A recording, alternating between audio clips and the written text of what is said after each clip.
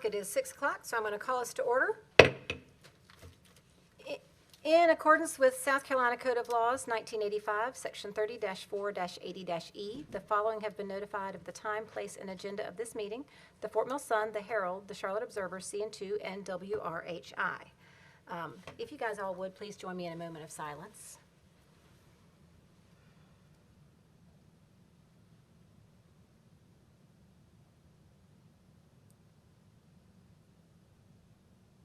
Thank you. We'll now stand for the Pledge of Allegiance. I pledge allegiance to the flag of the United States of America and to the republic for which it stands, one nation, under God, indivisible, with liberty and justice for all. All right. Seems like it's been a while since we've been together. You have all received a copy of the agenda. Were there any adjustments, changes, corrections? No, ma'am. All right, then that will stand as approved. And our first real item of business is some special recognition for Fort Mill High School. Okay, good.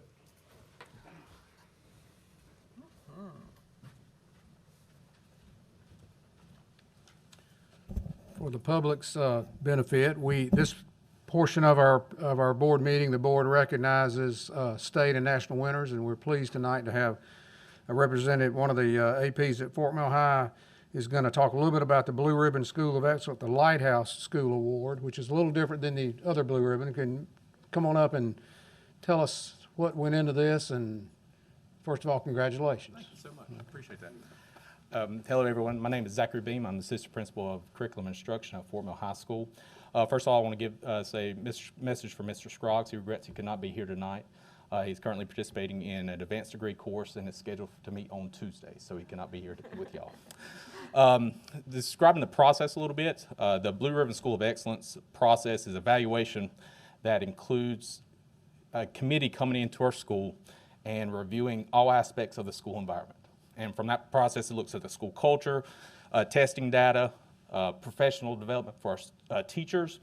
And with that process, they look at 9 major domain frameworks. And in that 9 frameworks, what they do is they then provide a score based off survey data collected from parents, students, and teachers. It also has a 2-day in-person visit to the school where they go into every single classroom. And then after that, it also includes interviews with stakeholders, the parents, teachers, and parents, students, and teachers.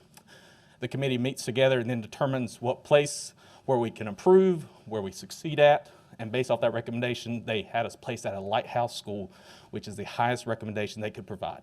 So we're super proud. Thank you for allowing us to come and talk to you about our achievements, and we're really proud of our teachers, students, and our parents.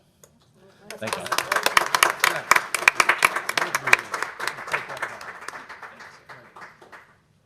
Oh, Picture, photo op, photo op. You tell who we are? That's right. I did see an interview that was done with Patty Mercer on, what's it called, Talk of the Town, that's out there, that's more of a 10-minute version of what you just went through. Pretty amazing, so congratulations to everybody involved.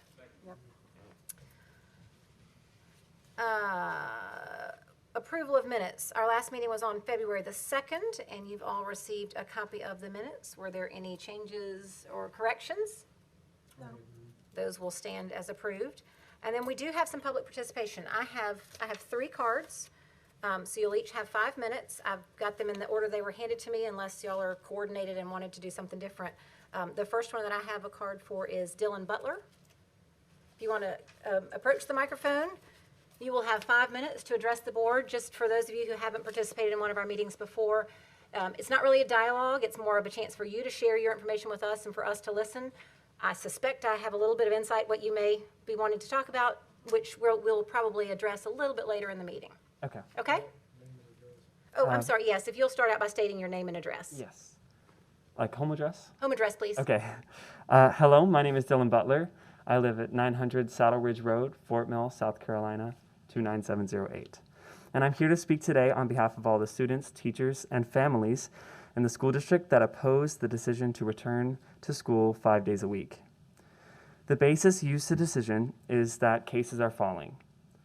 However, cases are falling from a peak of cases that was reached over holiday break.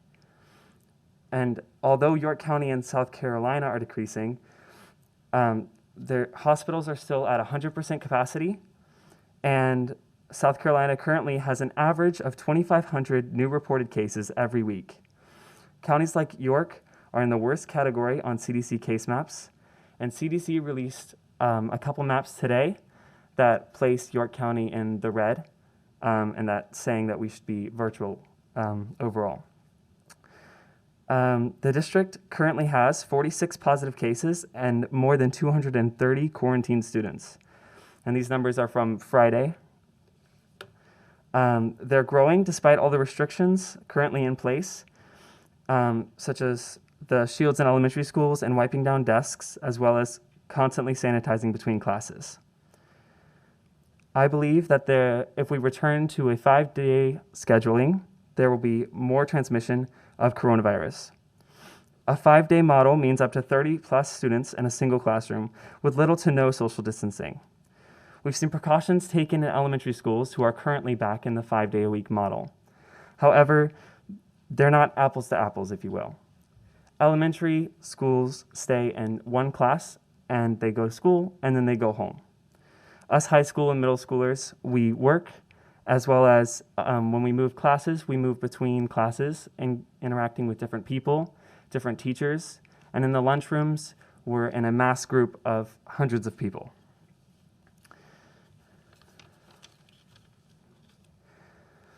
This makes it considerably harder to keep students safe and determine who was in contact with who for however long amount of time.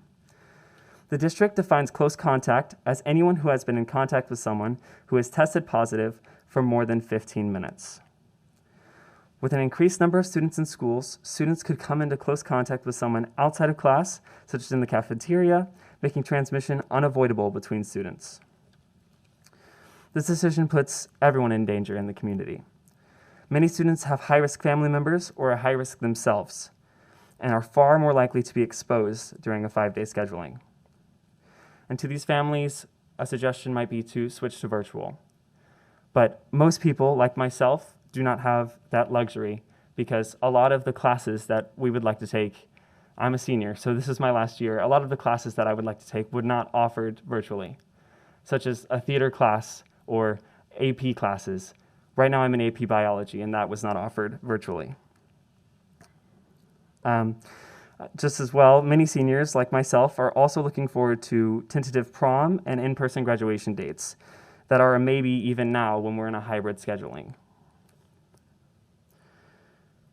And now, most of us believe that the only chance for us to have these senior traditions that we missed out on as juniors is to stay as a hybrid model. After all, the hybrid model is working to lower cases. Why would we change it when it's working? Thank you. Thank you very much. Appreciate that. My next card is William Sander. Same drill. We'll give you 5 minutes if you'll state your name and address, please. Thank you. I'm Will Sander. My address is 1702 Farintos Drive, Fort Mill, South Carolina. School board trustees, district administration, and every concerned voice who is here today. I am Will Sander, and I stand before you today not just as a student, but as a survivor. I first started showing COVID-like symptoms on Saturday, December 5th, and my family and I began to take the necessary precautions. I was promptly quarantined in my room, and a test was scheduled immediately. But even though there was a palpable anxiety over our home, I wasn't worried. I had been safe. I thought back on the previous 2 weeks, and I couldn't think of a single instance where I hadn't taken the necessary precautions to keep myself and my family safe. School had been the only place I felt safe outside of my home.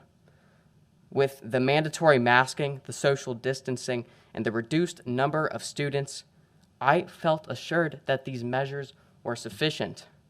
But I was wrong. It was a Tuesday when my life changed. After 3 days of waiting, the testing center finally called. A robotic voice delivered what felt like a death sentence. It told me I had tested positive for COVID-19. I was shocked and anxious and scared all at once. It felt like I had just learned about the death of a family member, something which could have been entirely possible. I felt like a belt was being tightened around my chest as I recalled every single person I had potentially exposed. On top of this, I was racked with guilt. As a result, my mental health plummeted, and with it, my physical health. Every day was a momentous struggle. Completing the most basic of necessities like eating and getting out of bed took all of my effort. On top of this, I had my schoolwork to keep up with, and as the time passed since I had last had live instruction, it became increasingly difficult. Life became hopeless.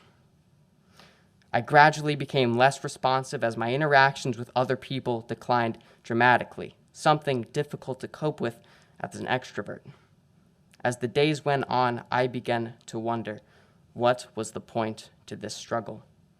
With my sense of smell and taste ripped from me, life lost its color, and my diminishing ability to walk to the bathroom wrecked my teenage sense of invincibility. Thankfully, I got better, and I was extremely lucky. To my knowledge, I hadn't infected one single other person. I think this is in large part due to the social distancing that the hybrid model provided. But if the district follows through with returning to a 5-day schedule on March 15th, this will not be the case for many. There are classes with 30+ students, and I, personally, will be forced to sit not 6 feet, but 6 inches from a potentially infected student. This is not an exaggeration, but a potentially deadly reality. I wouldn't wish my experience on anyone, but the district administration has concluded that it is now somehow safe for students to learn in these conditions. The hybrid model is working. Cases are declining, and students are receiving a vital in-person education. How many empty seats? How many stories without happy endings will we tolerate? District administration, I urge you to live up to our mission and truly put the children first. Thank you. And then our final card here is from Jacob, I'm sorry, I'm going to say it wrong, Karolitz? Yeah. Okay, I was at least kind of close. That's all I asked for, right? My name is Jacob Karelitz. I'm from 2258 Durand Road. Ladies and gentlemen of the board, thank you for having me. My name is Jacob Karelitz. I'm a senior at Nation Ford High School, and I'm here on behalf of the 3,252 people who signed the petition stating that the district needs to leave our current policy of a hybrid in-person schedule in place. The last 4 years at Nation Ford have taught me some of the most impactful lessons of my life. I've learned to be more open about my mental health. I've learned the value of community. And I've learned that if you stand for nothing in life, we will fall for anything. I want to thank my friend Dylan Butler for giving me the opportunity to come to speak to all of you today. This matter goes before anybody in this room. We aren't simply talking about the board members, the parents, even the students. We're talking about the people who don't know how to speak for themselves. This goes for teachers, faculty, students that are physically in our buildings. The idea to move to a 5-day in-person school week comes after we've seen a consistent decline in the new positive cases and deaths in the York County area. We've placed policies such as plastic desk protectors, masks, and social distancing at lunch and in the hallways. These rules have kept us physically in the building for the last semester and 6 weeks. We've had weeks with very little new cases, even a week in October with no new cases in my high school at Nation Ford. With this, we've also had weeks where our buildings are soaring with cases. In fact, just before Christmas, we had to shut down at Nation Ford the day before we had to leave for break. Many people didn't know if we would be coming back in January. Now, just a few months later, with only a small change for the better in our cases per week, the school district has decided to take us back to 5 days a week in person. Though it isn't perfect, the hybrid schedule is truly the best option if we want to finish the school year in person at all.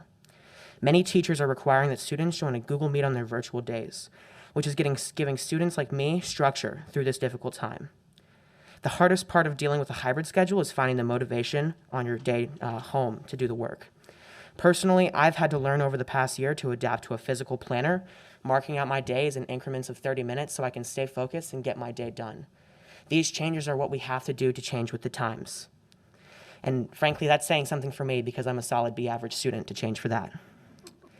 I'm nowhere near the top of my class, nor am I receiving any academic scholarships as I look forward to the University of North Carolina at Charlotte next year. But I do my best to stay focused and collected. For many, this is the best and only route. Waking up on time.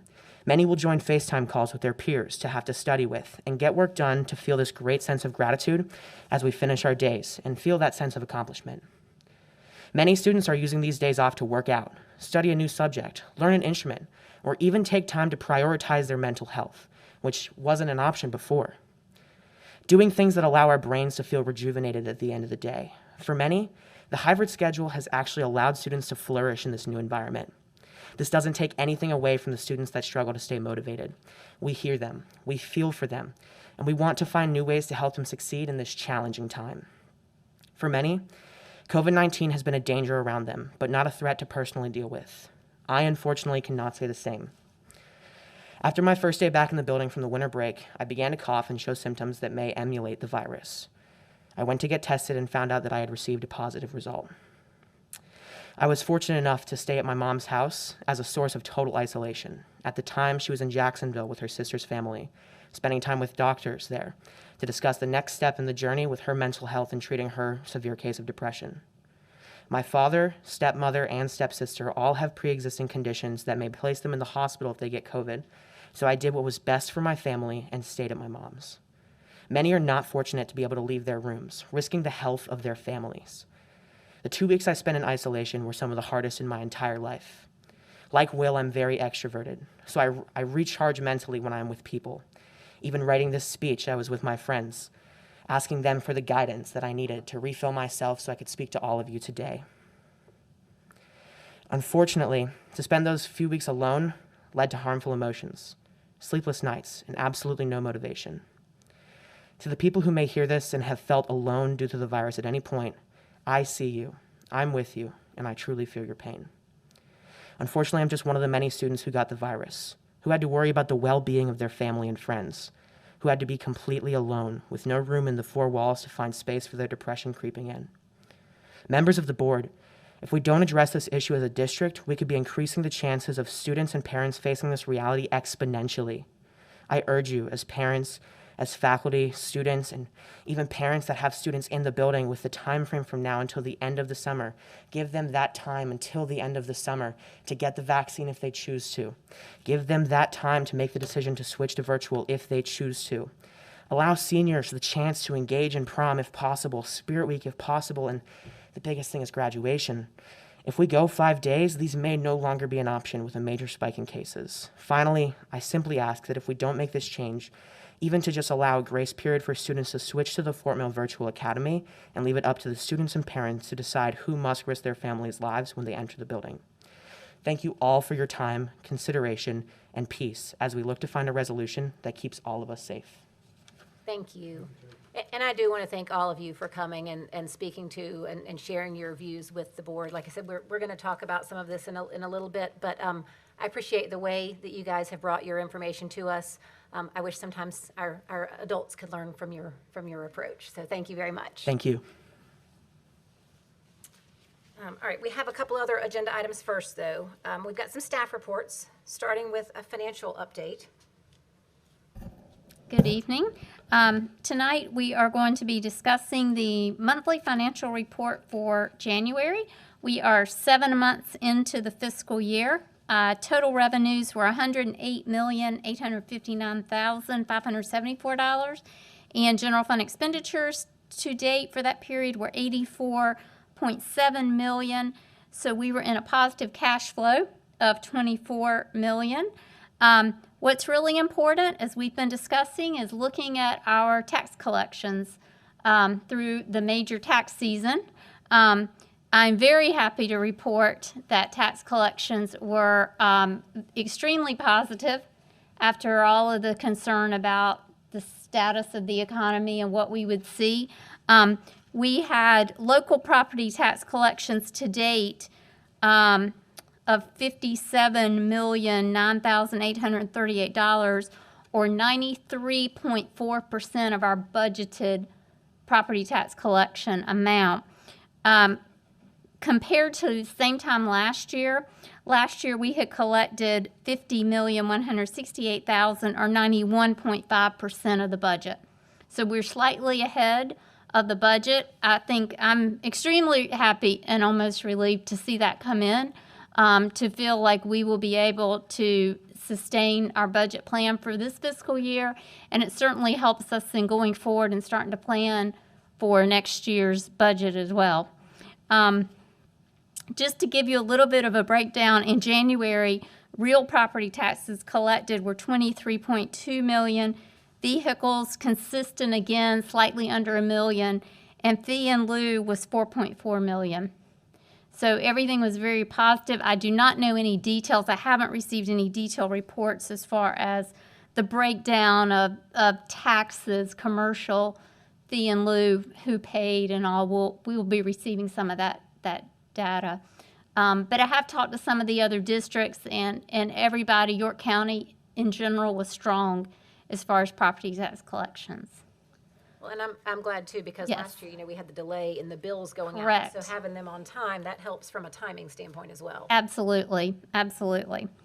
As far as impact fees, total collected to date is $37,395,589. We've collected on 1,488 single-family units and 858 multifamily, for a total of 2,346 units. In January and February combined, we had 80 new homes and 61 apartments. So we're still seeing that consistent amount coming in every month with growth. And we don't have any additional updates or news on the South Carolina Supreme Court case ruling. No ruling yet to Every report. Wednesday morning, I hope you're going to call me. Absolutely, I know, absolutely. Then moving on, a couple things I wanted to share as far as things going on in Columbia with the legislature.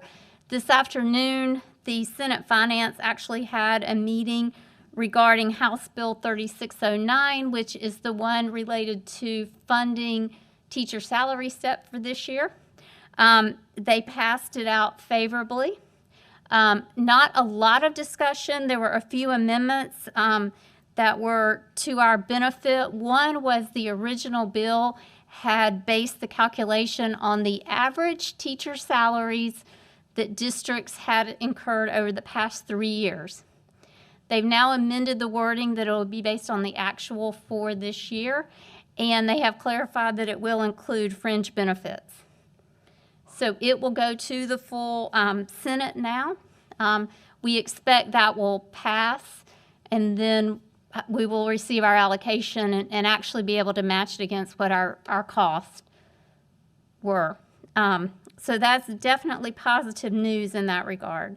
The state budget, you've probably seen, they've continued to push out their calendar. So right now, this week, House Ways and Means is meeting. They're discussing the budget. They'll print the appropriations bill next week. That'll give us a pretty good idea of their position on base student cost, on teacher salary schedule. Then the full House is scheduled to discuss the budget the week of March 22nd. And then the Senate Finance will be the next step, and it is scheduled to begin on Tuesday, March 30th. Does that still line up with our planned meetings and when we would do budget reviews and all this kind of thing? We're always hopeful that they would have moved a little faster, and like I say, they're about 2 weeks behind their normal calendar.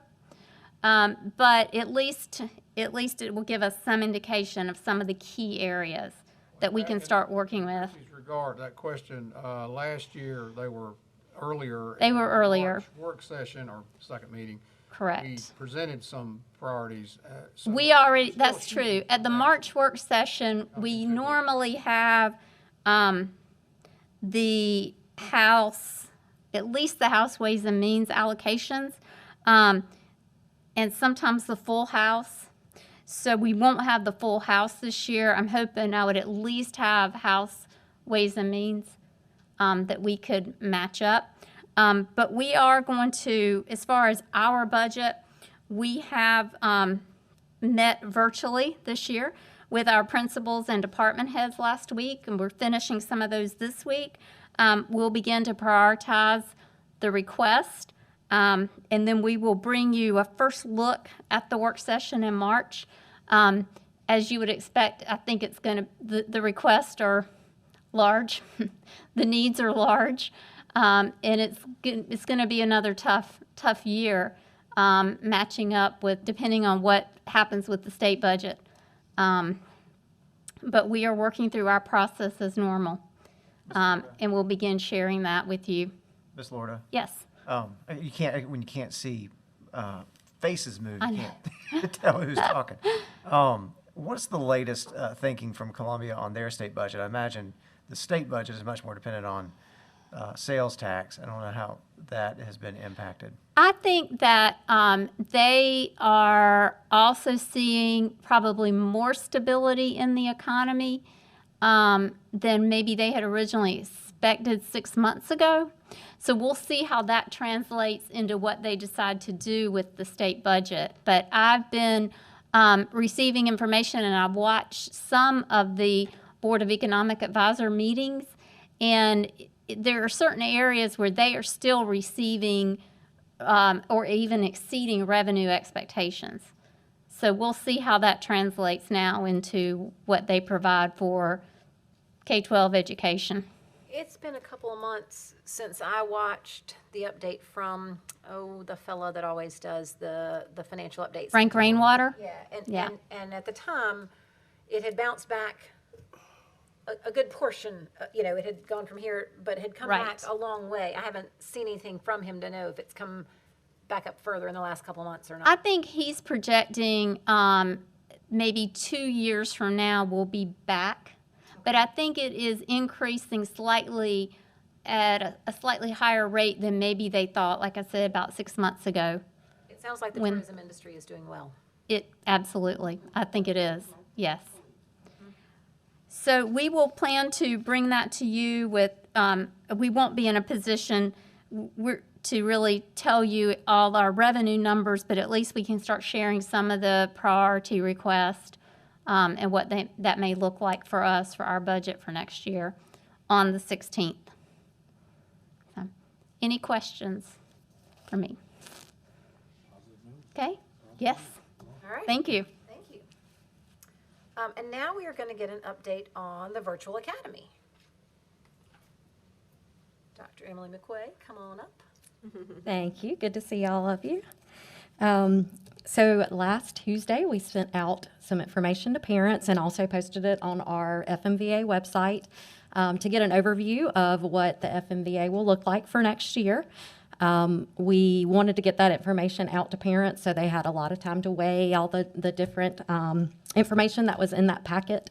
And we are going to have our registration window. Where's my clicker go? I found it. Never mind. So let's go through some slides real quick. Oh, I don't know. Let's see. All right, all you techie people. I know, really. I'm the virtual person. I'm supposed to be able to work a clicker. Well, essentially, I wasn't gonna say it. Thank you. Thank you very much. All right, so you may have heard that our registration window is going to be open March 12th through the 22nd. That's one of the latest windows that I've seen talking to other districts, that we have a collaborative group that we work together about once every 2 weeks in planning for next year, and a lot of them are in their window right now. So we were trying to push that back as much as we could, but as you guys are aware, and our community probably knows, we really have to push through right now and have that information to work on our budget, and also to work on how we're going to have to allocate our teachers and maybe hire some people potentially based on those numbers. So we've got to know all of that information so that we can plan. So that will be our registration window. We're going to send out our Google form to all our families in the district on the 12th.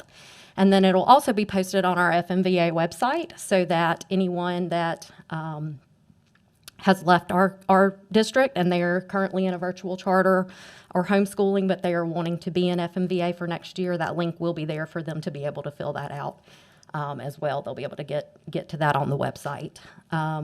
But we need to have that information during that window. And it will be a full year commitment. This year, we've seen how we've had some people that have wanted to make changes and things, and when we don't have enough space, it's hard to make those changes. So we really have to have that full year commitment as we're working through the budget and then the staffing process. All right. So virtual might not be the best fit for every single learner. And we want families to make sure that they consider all the information that's available to them. We really want a student that's, can meet deadlines, are organized, goal-oriented, are very independent, and they advocate for themselves if they have a question, and are comfortable with technology and have a distraction-free area. So those are some things for parents that are out there listening to consider as they are discussing with their family. All right, let's see. So I wanted to talk a little bit, I believe in your board packets you have the elementary, middle, and high school frameworks that are on the website. One thing that has changed from last year is that we have talked with elementary principals and our district administration, and we have changed our virtual program from being K-12 to grades 3 through 12. As a district, we've just really feel that our kindergartners, first graders, and second graders that will be best served in a face-to-face environment. That's just a crucial time in those developmental skills that they're going to base the rest of their education on in their reading and writing and math. And also just a very important time in their social and emotional development. So that is a change that we're gonna send an email out in the morning to our current kindergarten and first grade FMVA families.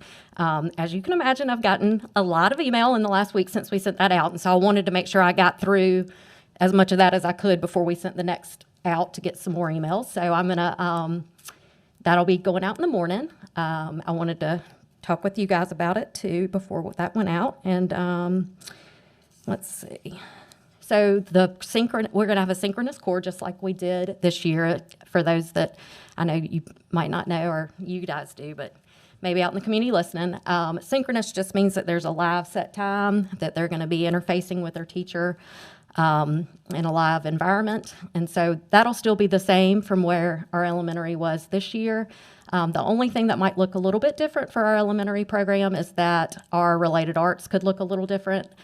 We have a lot of related arts offerings in elementary, and we might not have as many just as we work through staff in the virtual academy. But that all depends on the numbers. A lot of these things I've talked about depend on the numbers.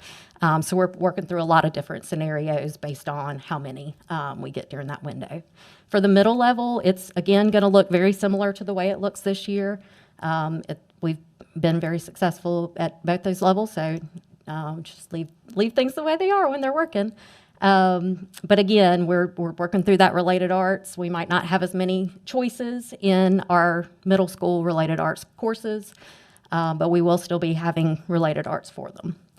And then for our high school program, there is a change for that. We've had a lot of feedback from parents that they wanted our program to be a little more flexible with the time for students, and to not have so many set classes each day that have to be at a certain time. I personally feel, and have talked to other district leaders in the state, just that we still need to have a check-in time with those students every single week with their teachers, but those will be more flexible. So we're gonna switch from high school from being synchronous to asynchronous. It'll also allow us to have more choices of classes for the kids. That's something that we've had to work through this year. We couldn't offer every single thing that we wanted to, just because we didn't have as many students signing up for things. And when you move to asynchronous, it allows you to, have a section of something that might not have, the normal 20 kids to offer a section of it.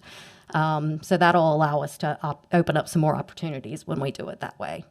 Of course, there are more limited offerings in high school. When there are 200 courses you offer as a district, some of them do not lend themselves well to virtual. So on our high school framework on the district website, you can see which courses are not going to be offered, and then we have a list of ones that we hope to be able to offer, but those might be based on enrollment numbers. And so we have a window in April that will be notifying families for our high school kids if there is something that's not going to be able to be offered, so that they, at that point, just for high school, has the opportunity to say, I want to rethink my decision and instead choose face-to-face based on this particular class or that particular class that's crucial to that student not being offered. So, Can I ask you a couple questions before you? sure, of course. Other things? Yep, I actually have one each, sure. unrelated. That's fine. On the elementary, Mm-hmm. I noticed that we still have the time. And as I recall, we shortened the day because of the way we were operating. I don't know if it's been an intentional discussion or thought process, if that will still be the hours for, I don't think it matters necessarily for the decision, but are we firm on this time, or might things? That's the new time you're talking about? Yes. Well, Classroom times, like, We're firm on the, School hours. right, Peter? we, So we're gonna leave the day shortened for next year. Because That of was really what I was getting at. transportation and, Okay, the reason that was on there was that we would have families that would have appointments and they would make times of day. So we wanted to just make sure that families knew it was a priority during that time of day to be for schoolwork. I just want to make sure. That's all it was. Let's go And back to last I don't have any say-so in the times of day. That was really just for that. On middle school, Mm-hmm. it's more that I want to say it out loud so that everybody hears. I Okay. see down here one of the last bullets, band and chorus will not be offered. Yes. And I think that's important, an Yep. important distinction. I guess the only question I would have is if you know what that would mean for a student who wants to do band in high school if they were not able to take band in middle school.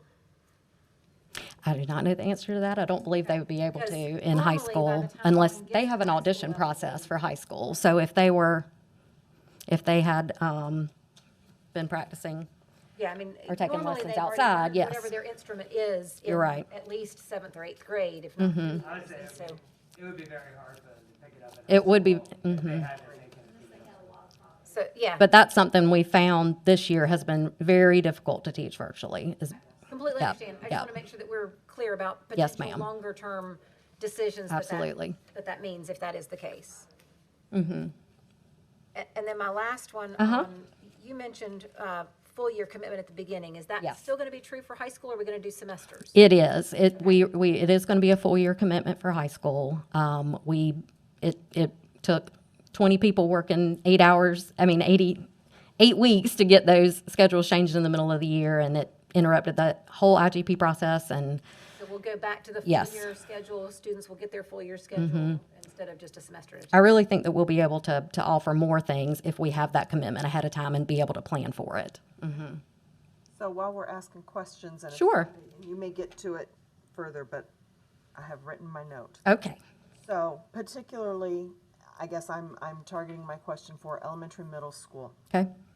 I know that it was tricky, and in some cases, we have teachers that are teaching a part of a day, or at high school, a class that's virtual versus, part of that was because we kept the model of, if you are a TKK Titan, you're a TKK Titan. Are we looking at, if you are a Fort Mill Virtual Academy, you are a Fort Mill Virtual Academy, you don't technically have that home school.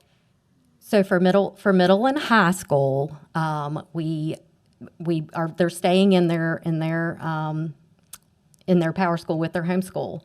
But we are looking to and then for elementary, we haven't decided that yet 100%. We want to see what the numbers are going to be. But in all the grade levels, our goal is to centralize us as much as possible. We won't have our own speds code, so we won't be the home school for anyone, but we are looking to have as many teachers together as possible so that we can collaborate. Hopefully, have same at each level as all the elementary together, maybe all the middle, maybe all the high, maybe the numbers are small and we can have all of us together in one building. We don't know yet what that'll look like, but that is the goal. But the students classes. Right. Yes, Necessarily be 25 kids that all went to the same elementary or middle or high. Correct. It will be 25 kids. Correct. From the district. yes, that is was correct. My question where I was going. Sorry, I misunderstood. To see and say, oh, well, this first grade class is only gonna have 10 because Correct. we're only TK Titans, as opposed to, well, this Pleasant Knoll Panther first grade class Right. has 12, but if we put those together, that's one teacher, so that's more where I was going with. Gotcha. Are we combining and looking at it Yes, as we are. a class with X number? as Yes, ma'am, opposed we to are. You have to be, okay. Yes. All right. Let's see what else I was going to let you guys know about.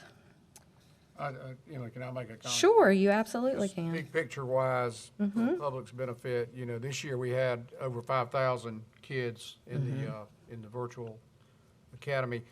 The initial survey you did earlier November, indicated and I think we even had K through 2 in that, it was gonna be like 800 or so people were interested for. Yeah, we had about 1,500 filled it out of 5,000. Okay, so. my And- point but about in saying 30% that said they is, wanted to we don't know- continue. You've said it a few times, the numbers will tell the tale. when they come Absolutely. in, When people have to really make the decision. But along that same line, remember we said this, last year was such an anomaly, we were building the planes, we flew it. This year, we're on the ground, but we're still working on part of the wing.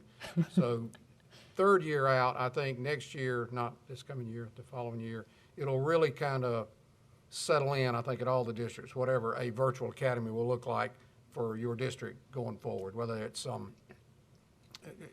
That's limit right, and- or whatever. So Yep, and- this is still kind of, we're oiling and greasing certain parts, but anyway, just for your information, just general comments about big picture. Absolutely. And this spring, what I'm looking forward to is having a focus group of students and another focus group for teachers and getting some parent feedback. And we did that in November and had great results on our survey from our parents. But I want to get a group together of some volunteers to just sit and kind of have like a school improvement council for a school that isn't really a school, that's a program. But just get some feedback and make sure that moving forward, we, make the program as best as it can be, for sure. Yep. I know there's, some angst about we don't know yet what the rest of the world will look like in Yep. August, and we don't. No. But I go back to the previous slide that you had up there of what makes a good Yes. candidate for this type of a program is really, I It think, the is. best thing we can focus on as a family when looking at the decision. Absolutely. I agree. Does anybody else have any other questions? I don't have a question, but it's more of a comment. Sure. And I think we should be looking at this more as more than a program. Yes. That we're embracing Like it a school of as- choice and. It is a choice program. Yes, And it that's is. why we're, why there's limits on what courses we're offering, why Mm-hmm. we're limiting, not including kindergarten and through second grade students. So Mm-hmm. I do think embracing the idea that it's more than just a Yes. program, even though if students choose to participate in extracurriculars, they'll be tied to a school. Yes, But they're still part of the Fort Mill Virtual Academy. absolutely.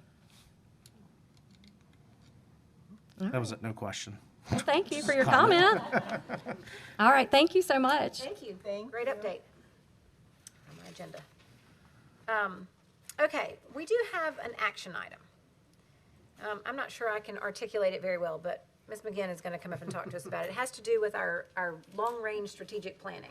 And the reason Exactly. Okay, we're go. just bringing it to you is, and she's gonna explain that, it's kind of, we need action sooner Right. than waiting a couple of readings or whatever. Exactly, Okay. exactly.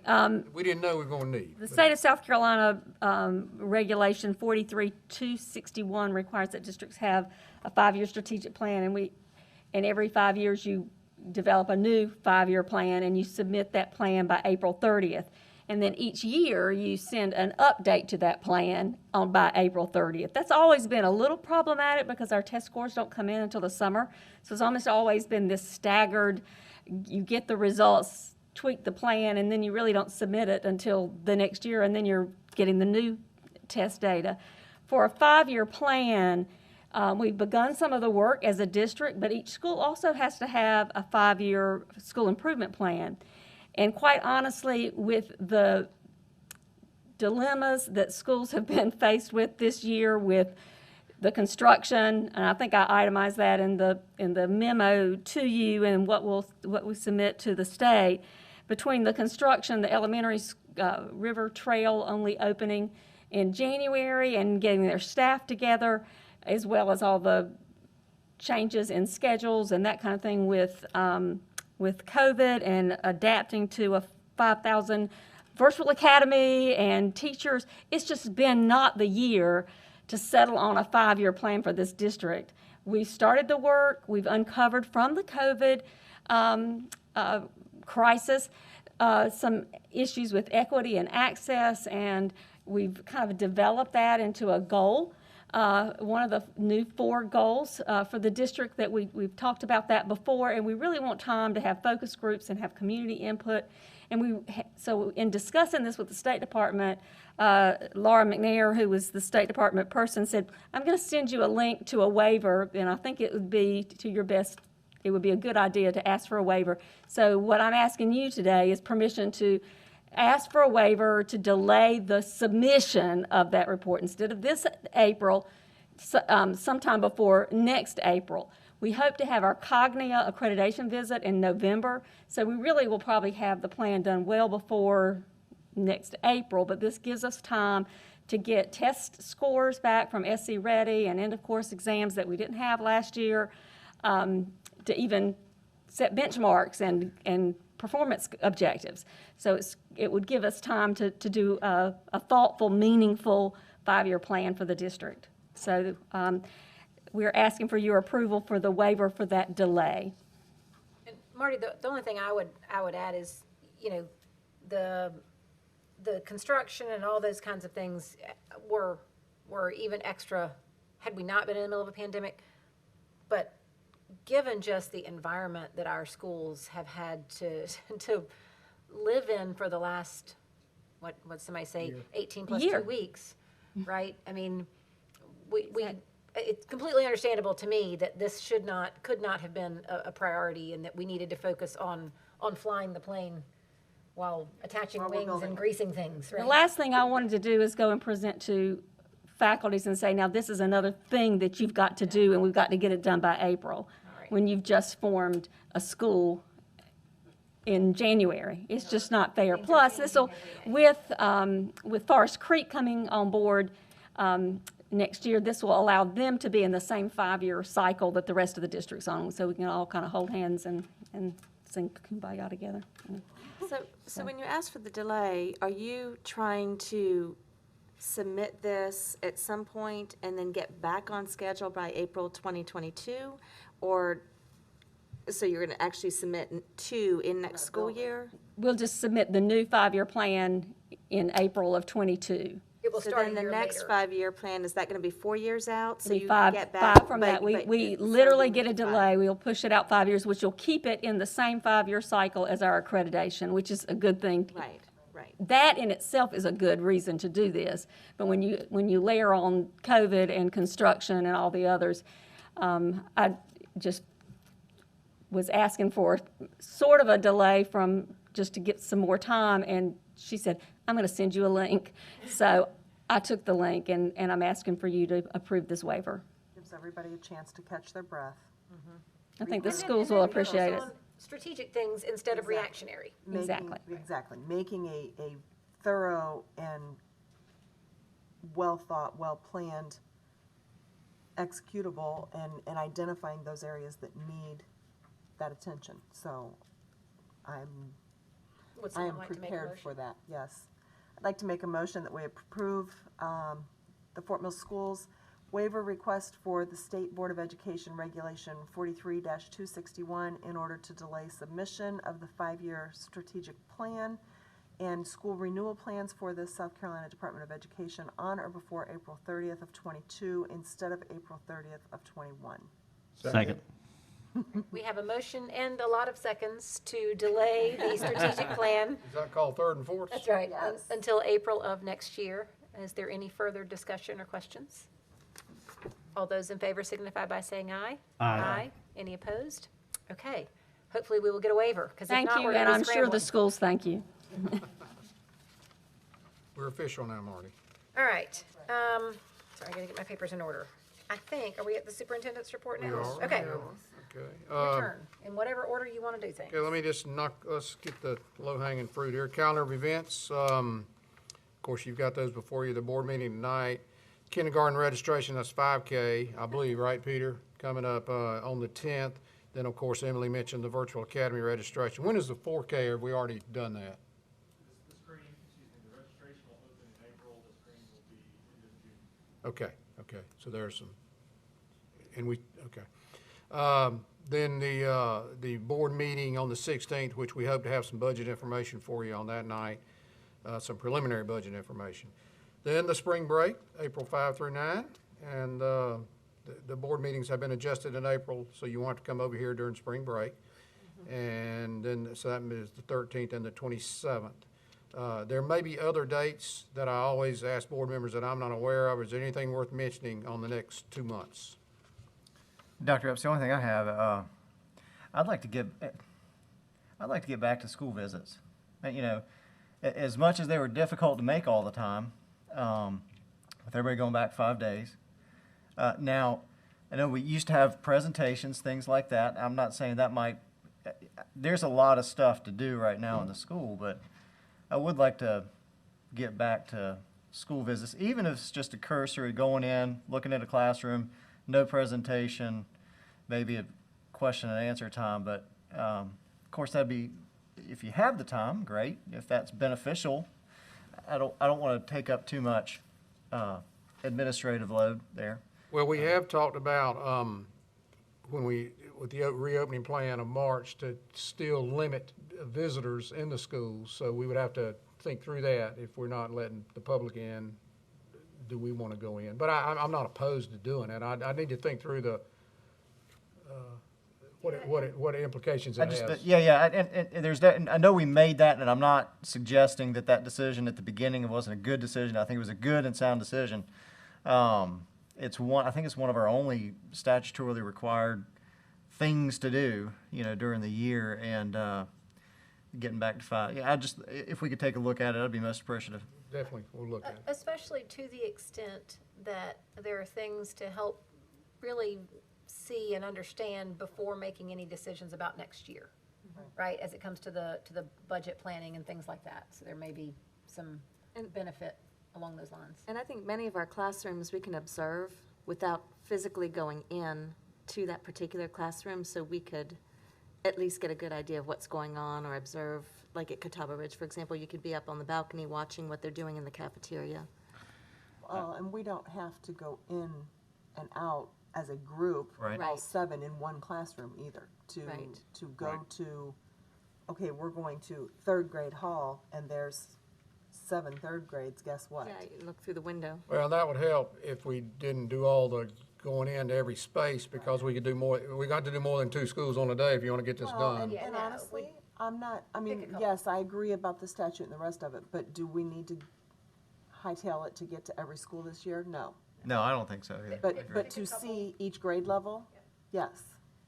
Yeah, I would, I agree. I would love to get back into the schools.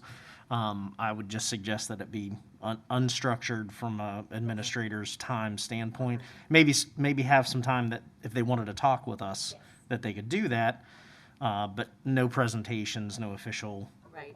It's really their opportunity to share Right. what they What's want to share. working, what's or not ask or working, talk what about. can we do to help Well, them maybe adjust? in the interest of time, in the interest of time, we pick a sampling of elementary, middle, and I don't know, just a thought. 1 or 2 each, yep.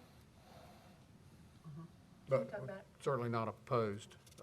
Any other dates? 2 things, a couple different things, I guess. On Thursday of this week is new board orientation with SCSBA, which is a state-required training for new board members, so Anthony gets to Congratulations, go Mr. to Bodie, that. he gets to Yes. go do that. I actually get to be a panelist on one of the training sessions, so I get to go to Columbia to do that as well.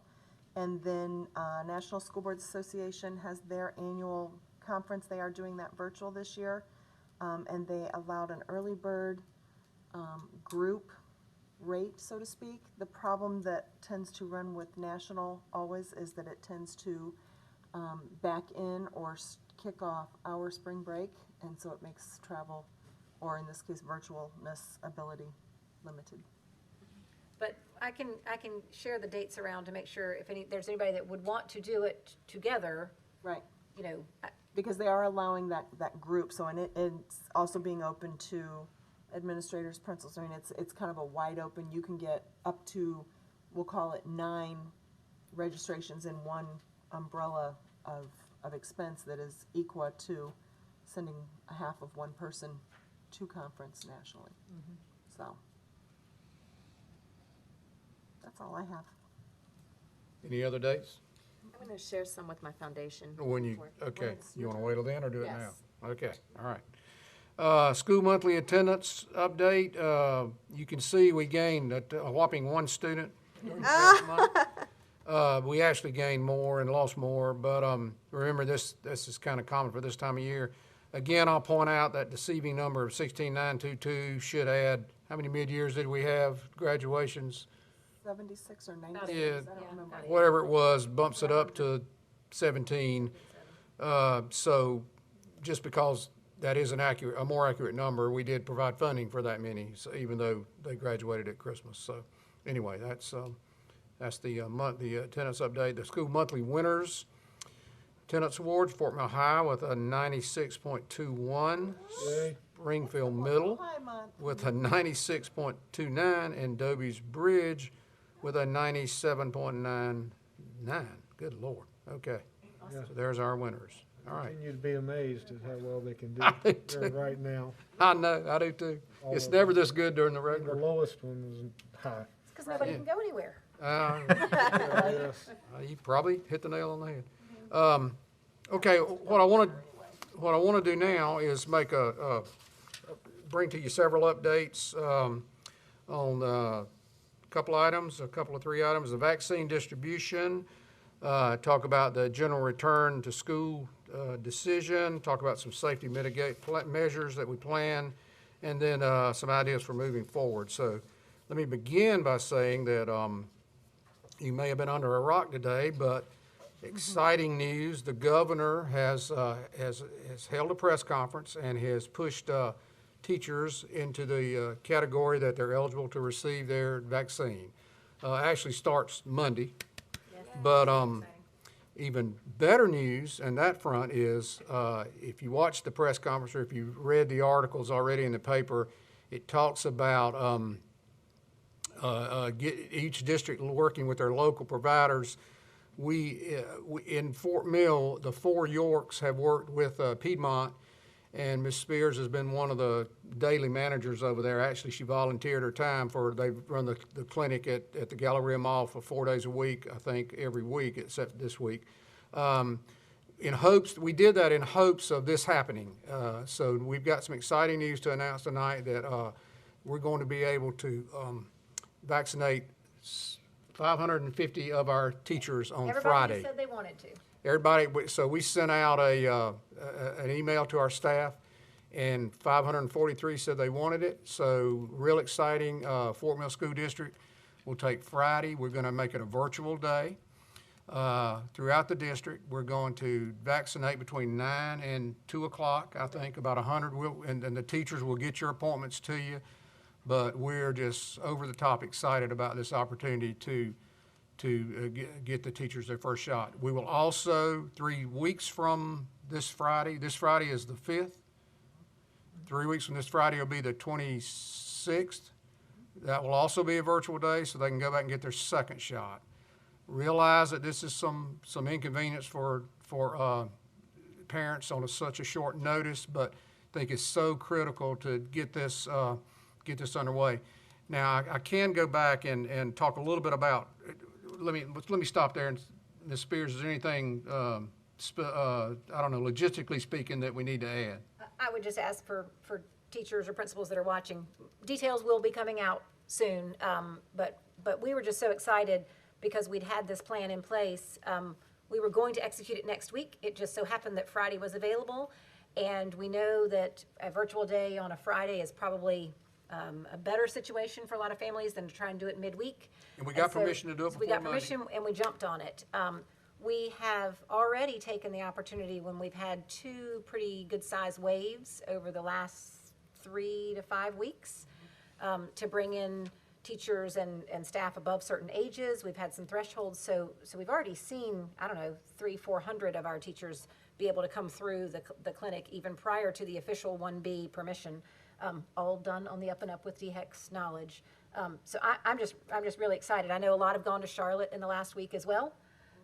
You know, as Fauci says, take it where you can, right? So the good news is we're going to have 500 and something doses available to those who have not yet and wanted to, and we can just rotate them through. We're going to take that clinic over with Fort Mill School District. That's right. And York, well, York's doing it Wednesday and Rock Hill York Thursday. and Clover and Rock Hill all have days and schedules. Everybody has days. As well as Legion and St. Anne's and Catawba, Westminster, and everybody else is, you know, in the same situation, all being scheduled at different times.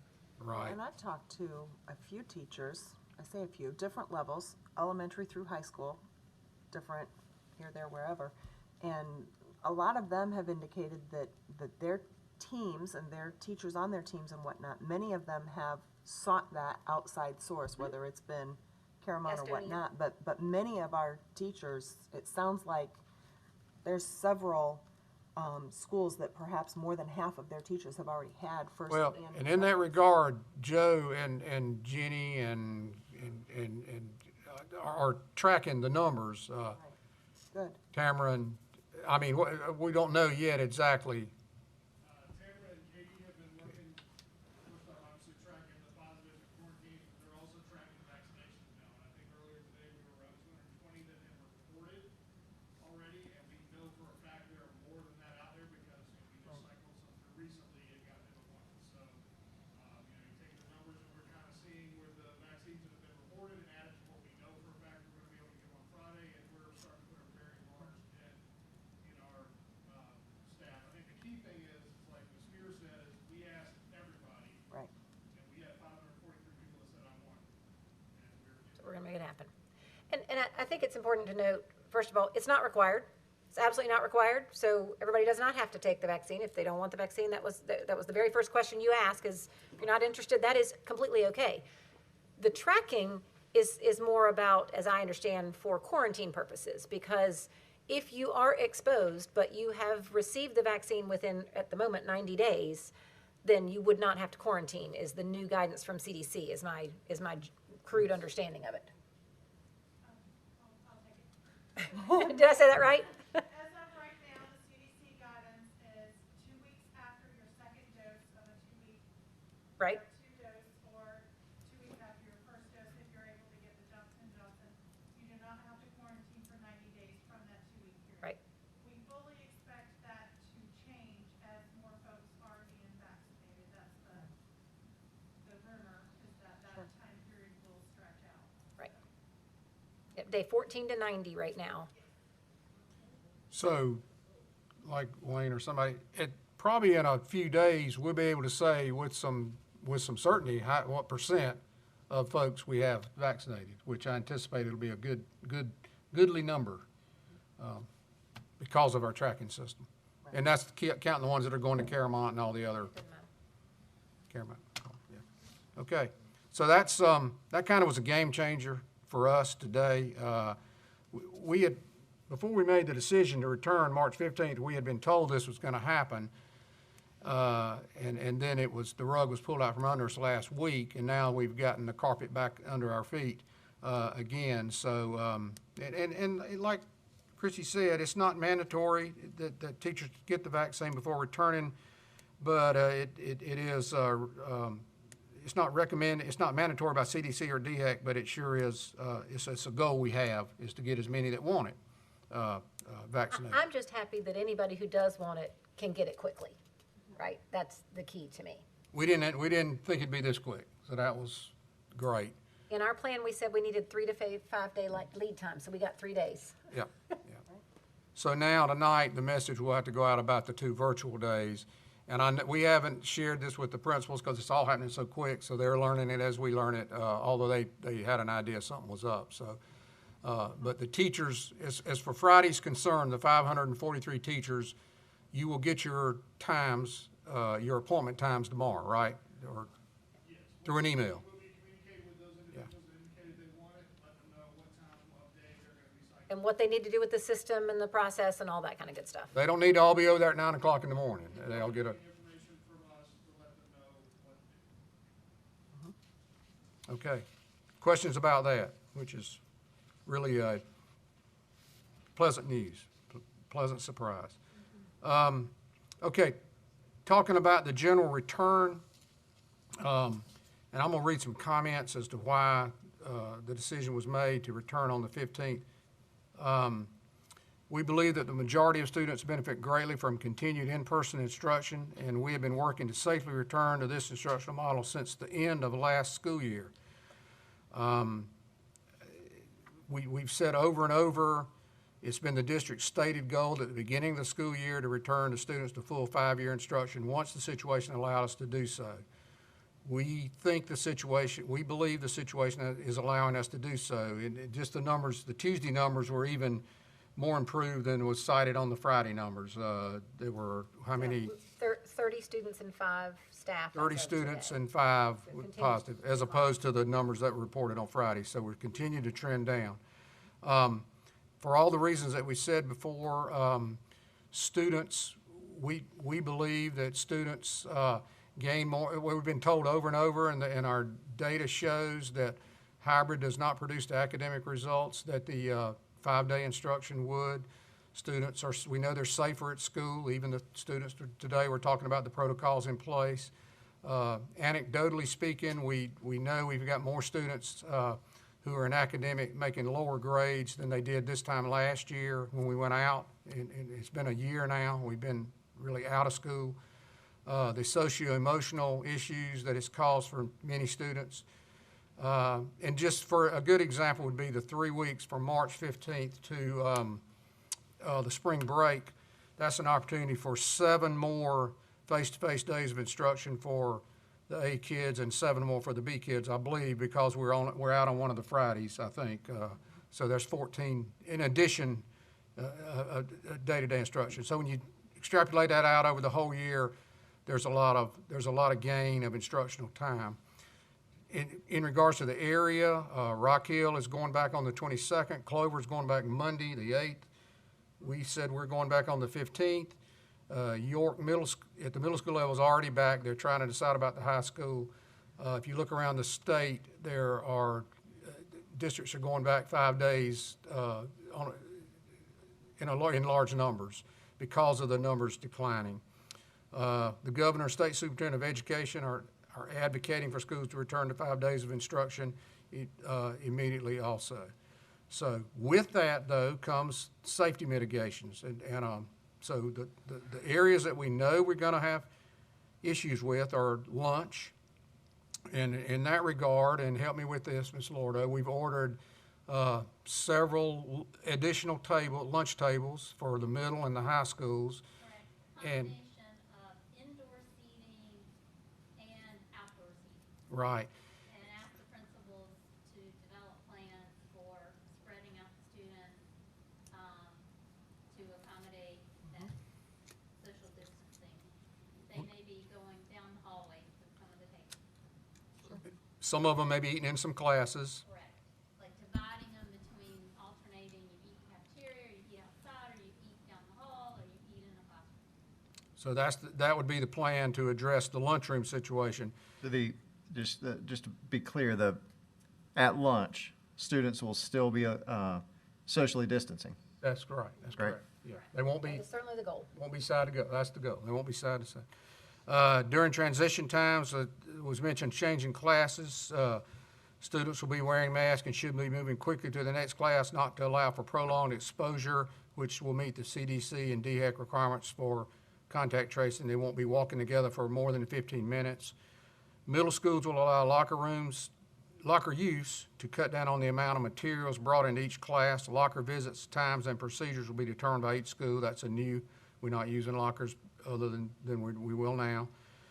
Desk shields have been installed in classrooms at the middle and high school levels. There are some spaces that cannot accommodate the shields, and other mitigation factors are being implemented in those areas. We know about the classrooms that have higher numbers. We're going to address those on an individual basis. Class sizes are being adjusted on a case-by-case basis. We have a handful of classes with higher than normal class size under the AB model, and those will be addressed.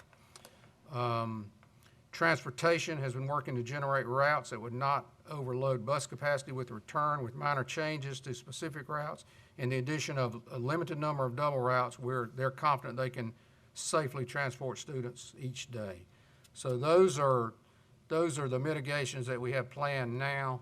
The 3 weeks prior to the spring break will be a good period to see where we are, see what we need to address. That's the plan with starting on the 15th, and then we'll address the issues that we need to address. Questions about that? Not necessarily questions, I guess, more comments, thoughts, or otherwise. You know, social emotional wellness, I think, is key, and I think that while we've all struggled with, and I know you're still here, you're an outvert, I'm an outvert. This has been very hard for me as well, to be cooped up at home, so to speak, or to be with half of my people, or whatever the case happens to be. That has taken a larger toll on me personally than any concerns, I guess, that I had with regard to contracting the virus. I have had very close proximities and have been with people who literally the next day have tested positive, unbeknownst to me at that time. I have been fortunate that I have not had, I need some safety here, I have not had the virus, but I have had several close calls being that close. You know, I live in a neighborhood where I see the kids, whether they're outside playing or they're congregating back and forth between your living room and my living room, not literally, but you know what I'm saying here. They're not wearing their masks. They're not in fear of being with one another. Their parents are not mandating and requiring them to be wearing masks when they're playing outside or when they're in their homes. You know, take any breakfast, lunch, or dinner time during the school week, and no matter where you're going, you are seeing clusters of kids that are grouped together that are working, whether they're on a computer, working on a school assignment, or whatever they're working on. But they're meeting together in their close proximity, and they're not wearing masks. We're playing sports. We're doing all of these things, dance practices, competitions, whether it's basketball or it's, we're doing a lot of things that we're being more careful. We wash our hands more, but we're still doing things out in public. We're going shopping, we're dining, and all of these things that I just think that when you look at what we're losing not being in school and not getting that instruction and that wellness check-in and the social and emotional, I think that our losses have been far greater than what we recognize or realize, and I think that the sooner, and I applaud our efforts, the sooner that we get back to full-time, face-to-face, 5-day, I think that it will be overall better for the wellness of everyone. I think it's been excellent news, and I appreciate the work that you've done, Ms. Spears, and getting the coordination of the clinic. I guess the one concern that I have is if you're looking at the timeline, and we're vaccinating 550 employees on March 8th, and then 3 weeks later on March 26th with the second vaccine. March 5th, and then 26th for the second vaccine. And then if we know that there's basically a 10-day to 2-week time period that once the second vaccine has had an opportunity to, you've received that vaccine, that would fall the Friday of spring break. Are we looking at the timeline for those 550 teachers? Should we not be considering maybe looking at a 5-day-a-week after spring break when we know that we've had at least half of our staff that's been fully vaccinated? And from the middle and high school level. I just think it's a consideration that we should potentially be looking at. As a parent, I am ready for my child to be in school 5 days a week. I am ready. He is ready. But from a staff perspective, I know we've got some staff that are very concerned about being in middle and high school classrooms with bigger bodies and less space, and the timeline kind of plays out perfectly for that vaccination, with that vaccination schedule for the people who want to be I vaccinated. wonder how many people are gonna not go on spring break this year because I just feel like, you know, whether it's been Easter, it's been Thanksgiving, it's been Christmas, I think that we've done more what I'll call the normals. That, you know, now we're saying we have the vaccine and whatnot, and I don't disagree with what you're saying. I just think that we can have a list as long as my arm for reasons that we should be going back and reasons that we shouldn't. At what point, I mean, I just came from conference 2 weeks ago, which we'll get to in a minute, but the people that I talked to that were there, more than half of our state has been face-to-face 5 day since September, according to them. And they're not seeing and having. And I agree. We've had great success at the elementary school level. I am just, and I as a parent, I'm again, everything that I'm hearing tonight is I'm just for those staff members who, if they had an opportunity to talk, and I know a majority of our staff, they're ready to get back at middle and high school level, but we do have some teachers that I know after spring break would feel a lot more comfortable having had a second vaccine to go back face to face. So I just think it's a fair point, Scott, and we did talk about that, just to answer your question. I think you had directed it to us. At the end of the day, what swayed it for me to go ahead and do before the break, a couple of things, and this is not important to a lot of people, but all the area schools are going back, and so we'd be another month behind them as far as opportunities. But then it goes down to the biggest reason, in my way of thinking, and there can be people who do not agree with this. It's better for the children. It's more instructional time for the children. Now, I'm thinking we can make it safe for the adults too. So teachers are going to say, well, he's not caring about teachers. That's not it. I'm thinking based on our history that we can pull it off and make it safe and still provide what we're here to do, is instruct the kids. In that vein, going forward, you know, the trends are positive now, but if we see spikes, I mean, we'll respond. You know, we'll be right back in hybrid. So it's a fair question. That's the reason the decision was made to go ahead and start it early. Reasonable people can disagree on that or not, but really at the end of the day, it seems to me that that's another 14, whatever I said, opportunities for children face-to-face. So it got down to that. Dr. Epps, we have some awesome students, you know, and I think addressing the gentleman students who spoke tonight was one fantastic, well-spoken, well-dressed, and brave to share their story about how they've dealt with it. No, sir? Teacher lawyer, I believe. Yes. They're all trending that way. I mean, they spoke very well, and that was encouraging to see students speak like that and to organize like that. I happen to disagree with them, respectfully. I have not experienced what they've experienced, though. And I'm very excited about the March 15 5-day a week. I know that there's pressure from the state. That's not the only reason to do it. I know that our test scores, our students are not learning in the best capacity on this hybrid model. That's clear.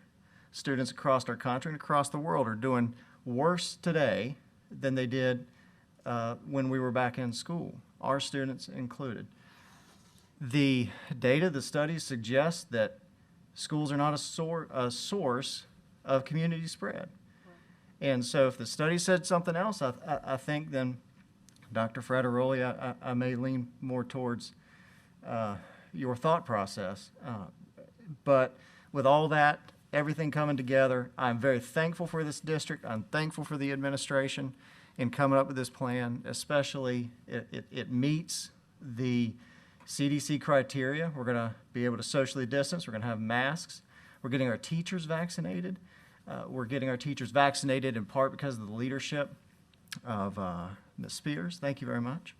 And all that, I think, is fantastic news. So thank you. Thank you for the teachers, right? Well, lightening the load for the teachers that are shuffling between and doing, in my mind, double duty to prepare lessons for two different sets of, you've got to, at some point, take the grind on the staff of the rigmarole, and Yeah. this is lightening that. Dr. Epps, I fully support the plan. I appreciate the efforts. The only thing I would add is everybody has a different risk tolerance, right? It's a very personal thing based on individual circumstances. I'm sure some are thrilled and some are terrified, and all of that are completely legitimate emotions to have. I feel really good about the thought process that's gone into it. I'm reminded that it's the same students, it's just every other day instead of all at one time, right? The same students are in close proximity. Now it's just every day instead of every other day. I also know of a lot of situations where there are families with a 12-year-old that's at home every other day, and it's not a good situation because the parents are at work. Or the parents are not at work because they're not comfortable having a 12-year-old at home every day. You know, I know of situations where high schoolers are in some really tough classes and struggling every other day to figure out what to do, and not really having that same kind of access to teachers to get answers. You know, some students are doing great because they are self-motivated. I go back to sort of like the virtual academy and the self-starter, the organized, the time management. A lot of students are doing fine because of that. I worry more about the ones that are not, because those tendencies are not present in all of our students, and I think this is a really great opportunity for them. Two things I failed to mention. The reason we need to do a virtual day on Friday, on the 2 Fridays, parents may ask, or somebody may ask, is we don't have 500 subs in the hopper. You know, we don't have that many people on the sub list. Secondly, getting back to Scott's question, if you listen to the governor today, he's asked this is another little background reason. He's asked the legislature to mandate that we go back to school immediately. So there's going to be, I think there'll be another arm twisting there. Another mandate, I think, is, at least he promised it. I don't know how to play out. Promise, threat, Yeah. want what you want. Yeah. Well, I'd like to say that a lot of good points have been made here tonight, most of which I agree with. I can't even point one that I don't agree with. But my biggest concern really along the way was just the details. Because I know we have got some excellent staff, excellent leaders, guys and gals that salute and say, yeah, throw anything at me, we'll do it. We'll make it happen. Well, you got to work out the details somehow, some way. And I feel like I have been concerned that we didn't have the details ironed out to make this happen. And that's where a lot of concern and a lot of angst out there in the teaching community, the parent community lies. Dr. Epps, you addressed much of that tonight. There's obviously still some things that have got to be worked out, and some things that won't be worked out until we're in it. So we see it, and we see Right. it. Right. That's the 3 weeks. Yeah. Right. I actually think that timing works out well with spring break, because we may then need to make some larger scale, whatever they may be, adjustments if we find Yeah. things that need to be Those classes you're talking about in the tight quarters and Right. yeah. layouts of things. Layouts of whatever. rooms and yeah. Some things are going to be challenging. Sure. Absolutely. And like plexiglass, I know, we all, nobody likes it. Nobody likes the mask, nobody likes the plexiglass. I mean, it's not ideal. It's not. I'm sorry. We gotta trudge through for, what did we say, 12 more weeks, 14 more weeks? Yep. Everybody get vaccinated, get back to life as normal. It did sound encouraging today, the governor's, I think it's sometime in March, he's going down to 45 years of age, that group. And then in April or May, it went down to, I think it was at May before everybody's included and eligible, it's, at least it's before the summer hits. 55 is the next group, and after that, I Yeah, don't at know least how before it the summer works. hits, The yeah. timeline keeps changing, but it does sound encouraging in general. By the summer, anybody who's interested should have the opportunity. Questions, comments? I'm thinking back to a couple notes that I had made.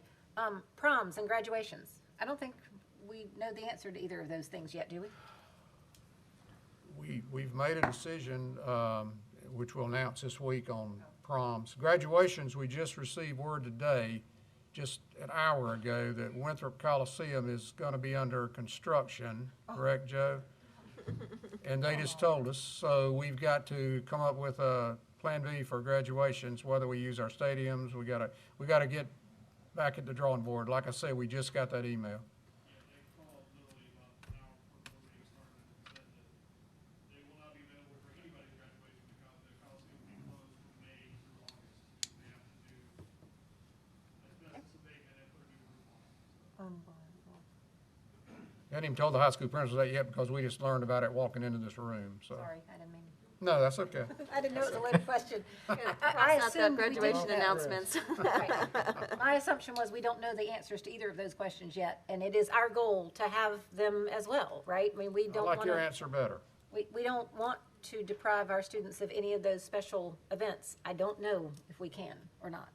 We'll see.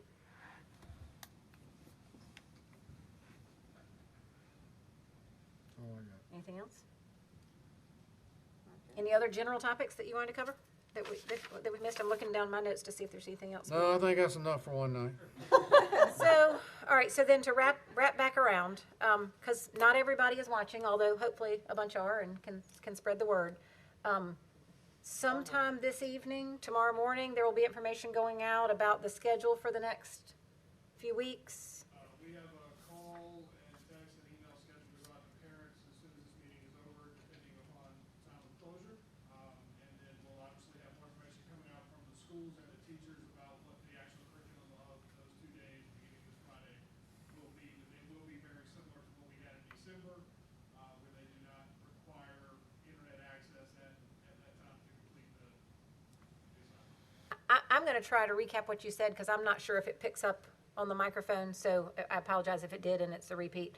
All this information will come out tonight in a phone call and an email to our parent community to know about the changes to the schedule. Teachers will need to then, figure out the exact plans for Friday. Those will be communicated individually, and it will be similar to what we did before Christmas, so that it won't require, technology. It will not be synchronous learning on Friday. It will be something different. Okay, so that's kind of the game plan, at least for this week, going forward. All right, if that's it on those topics, then we'll move to our last couple things. Let me ask the staff, is there anything that we talked missed? about in this regard on this topic that has not been said? Okay. All right, so we're gonna get a couple quick updates then. Michelle's gonna talk about last weekend's school board conference. Yep, 2 weeks ago, school board conference, our annual convention.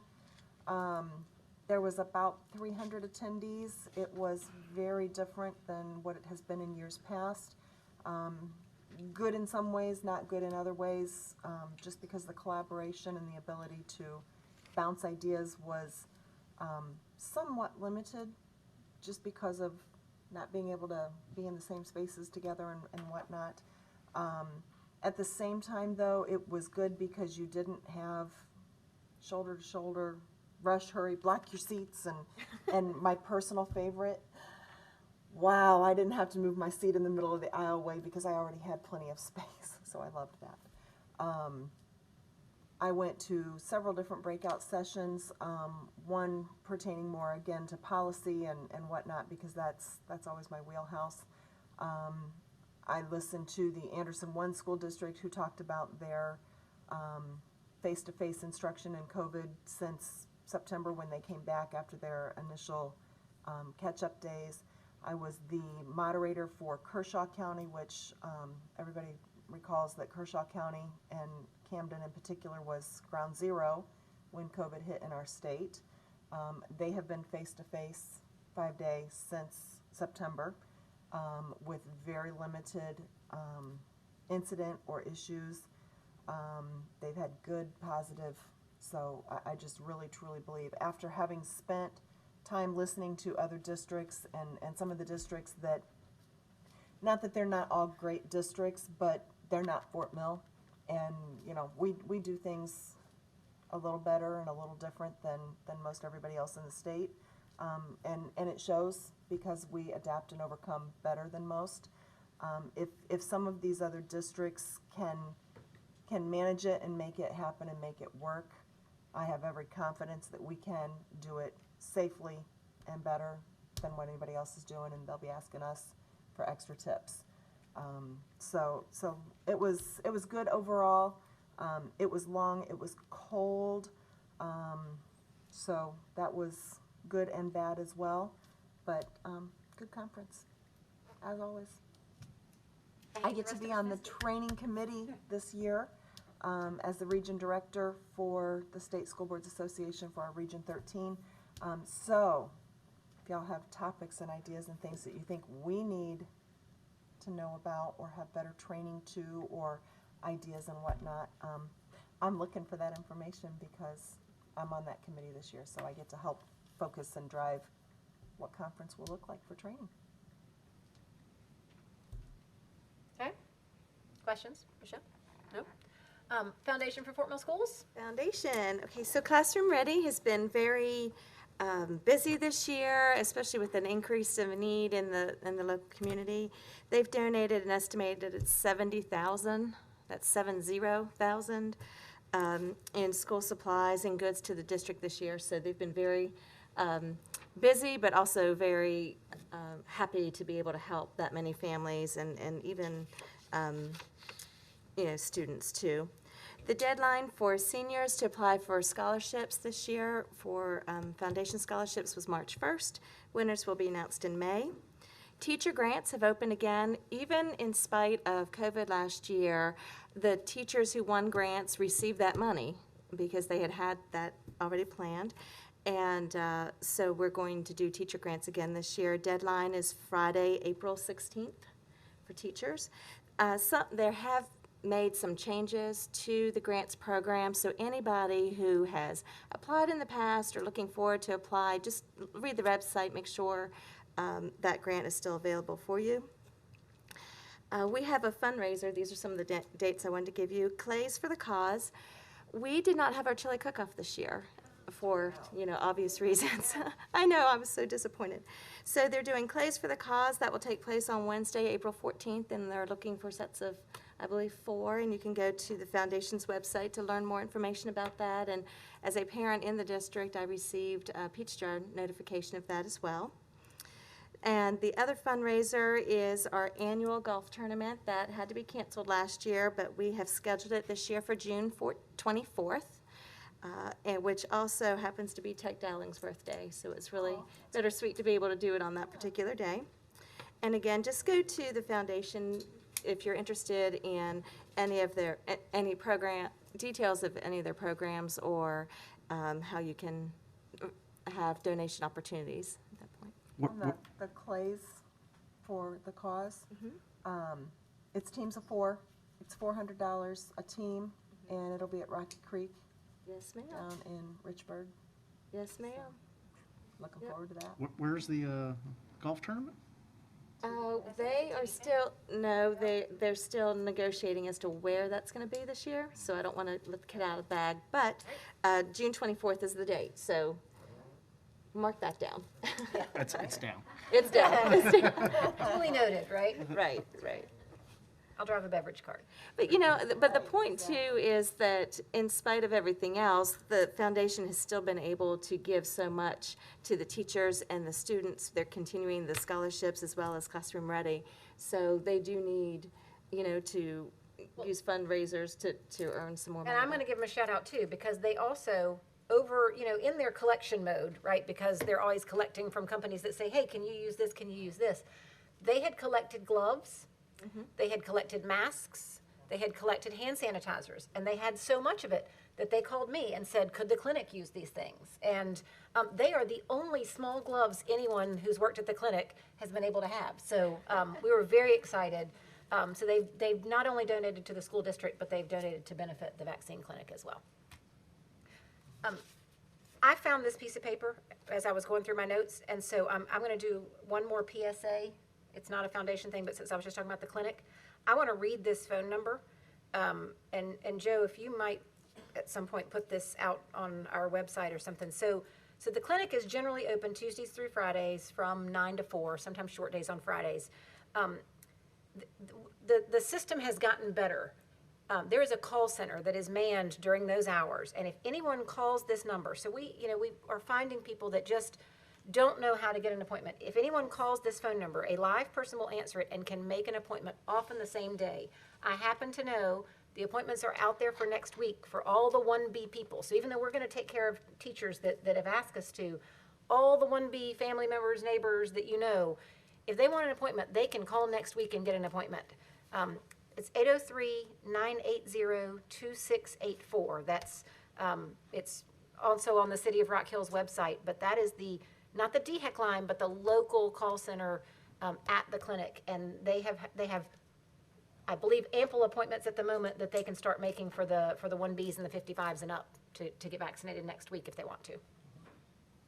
And I failed to mention, you're talking about a PSA, the teachers who get their vaccinated Friday, and then, well, this really is good for the teachers who already have their vaccination.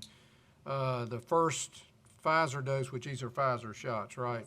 It's up to 89% effective according to the UK Vaccine Committee study, and I think even in the US, it's 82% effective. So just after one dose. After one dose, yeah. So that should provide a little more comfort, I would hope, to those people who get the first shot before we start. All right, that brings us to the official end of our agenda, unless there's something else that I have missed. And if not, I would ask for a motion to adjourn. Motion to adjourn? Second. All right, we're adjourned. Thanks, everybody, for coming.